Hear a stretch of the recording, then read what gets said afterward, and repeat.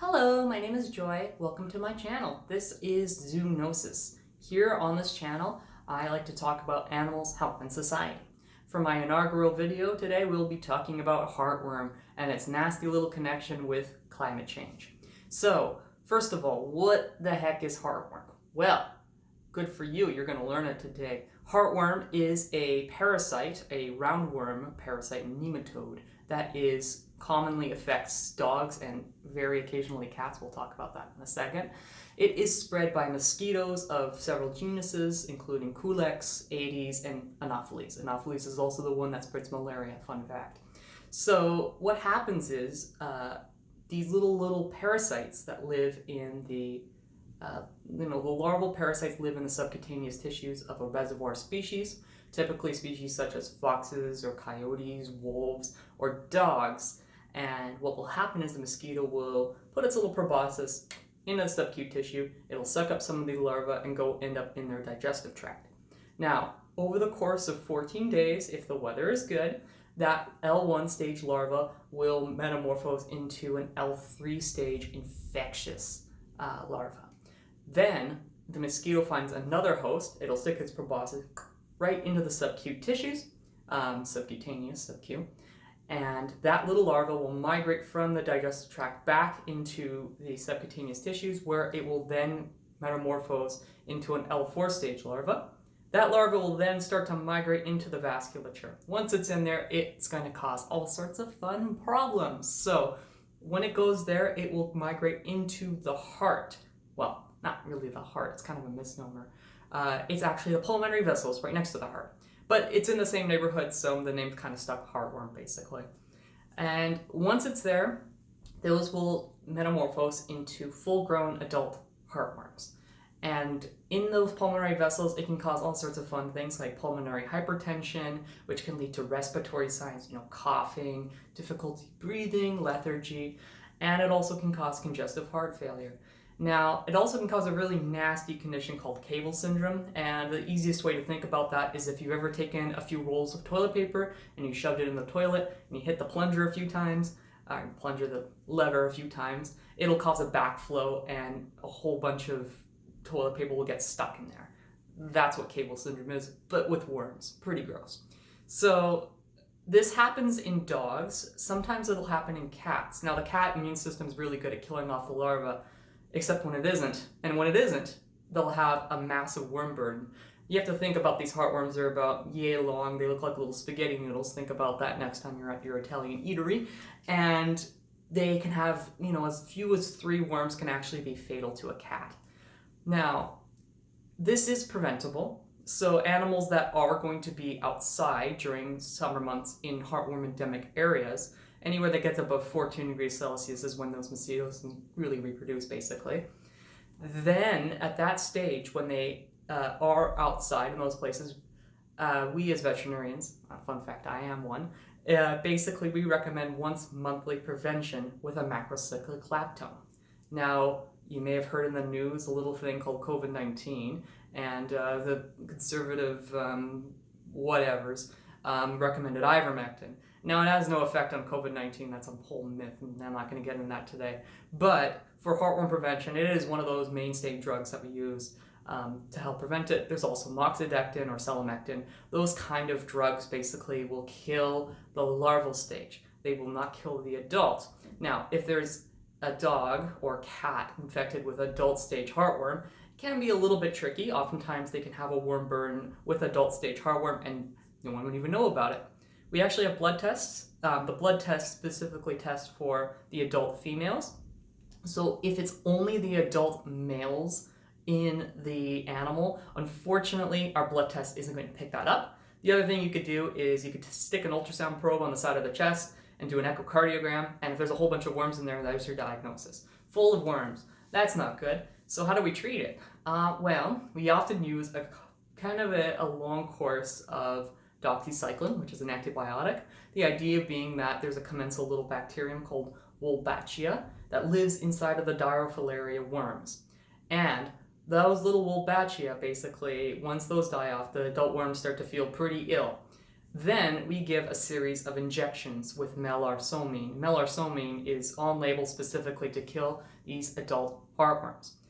So once we do that, we also have to give steroids, and we have to tell them, don't let your dog exercise. Keep them quiet. So often we have to give them a little bit of trazodone or gabapentin, something to keep them a little bit quiet, because if they start to exercise around and they've got all these dead worms floating around their circulatory system, you can imagine all the fun thromboses those can cause and all sorts of blockages in the blood vessels and all that sort of thing.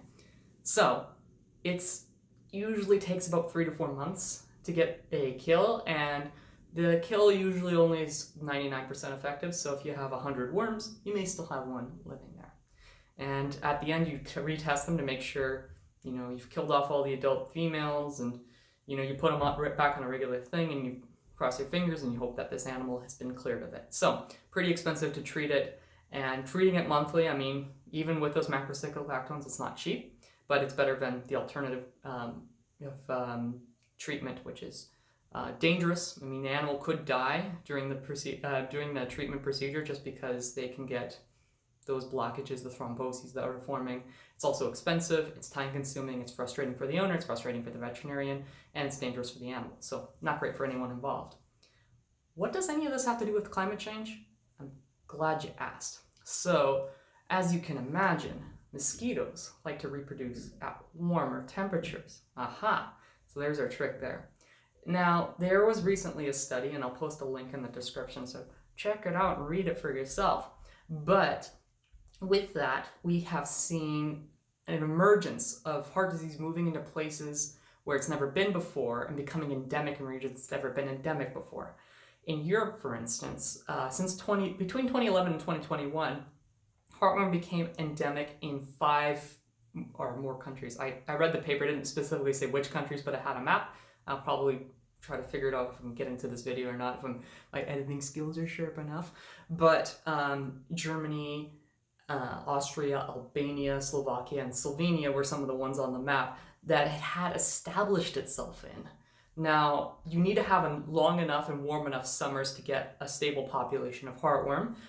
Part of the things that can help with that, of course, are cities. Cities often push their ways into places where there are lots of mosquitoes and wetlands.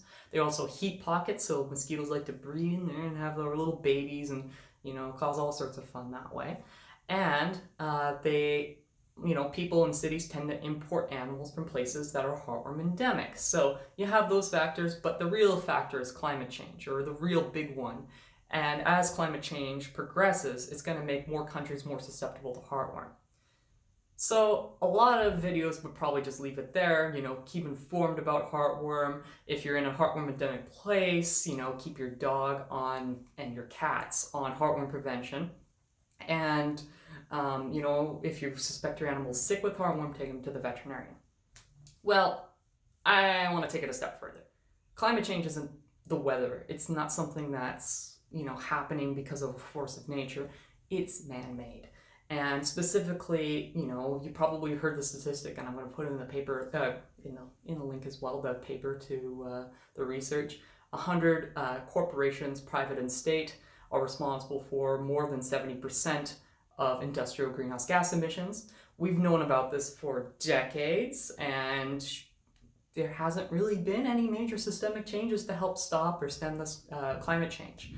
And, whether you could say this is inadvertent, some would call it negligent, over that period of time, we're starting to see more and more of these diseases that are cropping up and getting worse and exacerbated by climate change. Heartworm is just one of them. Unfortunately, of course, in that time period, it's not as simple as just let's put every animal on heartworm prevention. We can make the oil companies pay for it, whatever. The problem with that, of course, is that animals and organisms like to evolve, and they evolve to new threats, including heartworm. Heartworm in the Mississippi Delta has started to evolve resistance against our macrocyclic lactone preventative drugs. So those ivermectins that I mentioned, that the conservative whatevers are chugging, so, let's not worry about that. Those little ivermectin drugs are actually causing resistance to evolve. You think about it with antibiotic resistance, same thing happens with, parasites as well. So if we put everyone on prevention and heartworm cases are increasing, it's only going to be a matter of time until they start to evolve resistance. And then we lose our prevention. And then our animals are going to be inherently at risk when they're outside. So it's going to cause more problems in the long run, and a blanket solution, a band-aid solution for this climate change caused issue is not going to be enough. So we need to hold our legislators accountable. We need to hold the private corporations accountable, whether that be through legal means or means I can't even mention on YouTube because of the TOS.